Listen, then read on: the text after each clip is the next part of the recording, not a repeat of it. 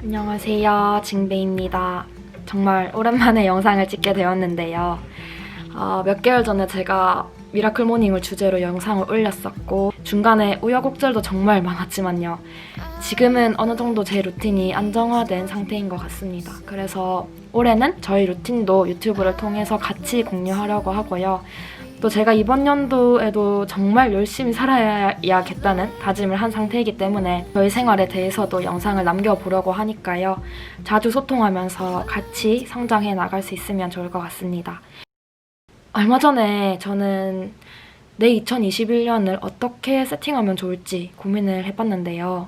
나름 뚜렷하게 정리가 된 것 같아서 저의 2021 세팅하기를 여러분들과 같이 해보려고 합니다.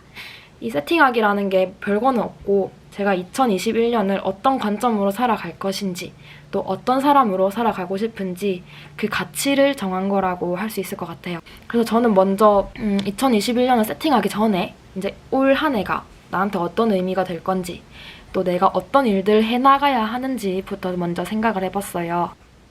일단은 올 한 해도 정말 순탄하지가 않겠더라고요. 왜냐면 제가 원래는 대학원생이기만 했는데 작년 하반기부터 갑자기 직장을 다니게 됐습니다. 제가 이제 정신건강복지를 전공하고 있거든요. 근데 다행히도 제 전공과 아주 밀접하게 관련이 있는 곳에서 연구원으로 일하게 됐어요. 결과적으로는 잘 된 일이기는 하죠. 네. 어쨌든 2021년에 이 직장이라는 곳에서 정말 많은 일을 해야 하더라고요. 그리고 또 저는 이제 평소에는 교수님과 연구도 해야 되고요. 또 박사 수업도 들어야 되고요. 이제 박사 졸업을 해야 되니까 학위 논문도 슬슬 준비를 해야 돼요. 벌써부터 진짜 머리가 아픕니다. 아직 하기도 전인데 지금 약간 폭풍 전야 같아요. 그래서 이런 많은 일들이 있는데 이제 두 번째로는 이 많은 일들을 잘 해내려면 나는 어떤 사람이 되어야 할까 생각을 해봤어요. 이게 질문을 한다고 해서 이렇게 갑자기 술술 잘 떠오르는 건 아니었어요. 이제 평상시에 제가 생각했던 것들, 내가 어떤 사람이 되고 싶은지 일상 속에서 이렇게 파편적으로 그냥 평상시에 생각했던 그런 모양새들을 꽁꽁꽁 뭉쳐가지고 이제 3가지의 키워드로 표현을 해봤어요. 그래서 첫 번째로는 좋은 습관을 가진 사람, 두 번째로는 옳은 신념을 가진 사람, 이제 세 번째로는 낭만을 즐길 줄 아는 사람, 이렇게 정했습니다.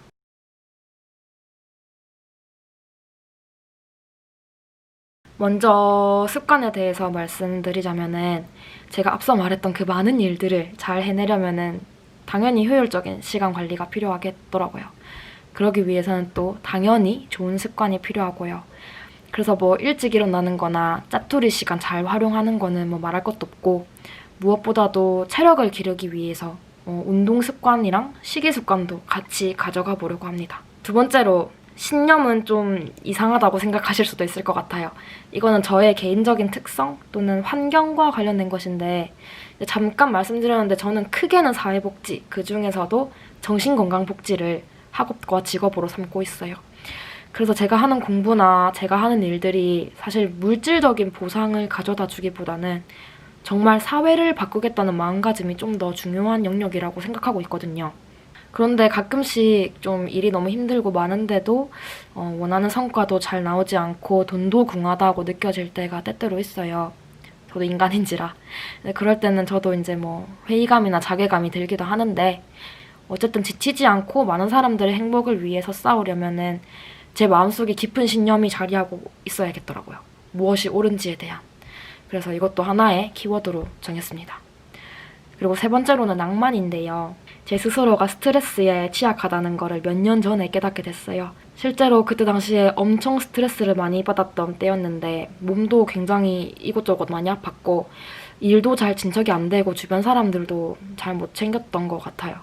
그래서 평소에 스트레스를 잘 관리할 수 있는 수단이 필요하다는 생각이 들어서 이제 일상 속에서 이렇게 소소한 낭만적인 것들을 좀 찾아서 내가 행복해질 수 있는 장치를 마련해 보기로 했습니다. 그럼 이렇게 키워드를 3가지로 정해보았는데요.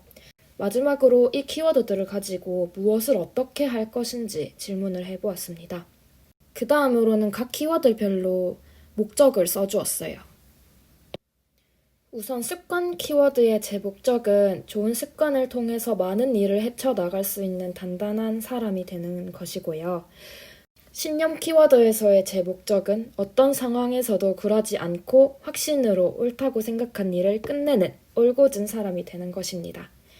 그리고 낭만 키워드에서 제 목적은 저녁과 주말을 행복하게 보내고 나 스스로에게 따뜻하고 토닥토닥 해줄 수 있는 사람이 되는 것입니다. 이제 이 목적들을 달성하기 위해서 구체적인 목표를 세워줄 건데요. 먼저 습관 키워드에서의 제 구체적인 목표는 일단 생산성의 측면에서는 매일 1시간씩 일찍 출근하고 출퇴근길에는 논문 리딩하고 정리하기, 그리고 퇴근 후에는 집에 와서 1시간 이상 책상에 앉아 있기로 정했어요. 그리고 제 건강을 위해서는 매일 운동을 하고 하루에 한 끼는 클린한 식단을 먹기로 했습니다. 신년 키워드에서 제 목표는 어떤 일이 힘들더라도 그것이 옳은 일이라면 끝까지 해내기라는 조금 추상적인 목표로 써보았고요. 구체적인 목표로는 제 분야에 대한 신문 기사를 하루에 1개씩 읽고 간단하게 정리하는 것으로 골라봤습니다. 그리고 낭만 키워드에서 제 목표는요. 요즘 제 취미가 타로 리딩 하는 건데 이 타로 공부를 매일 하는 것과 넷플릭스는 1시간 이내로만 시청하기, 그리고 취침하기 전에는 제 전공과는 무관한 책을 읽는 것으로 정해보았습니다.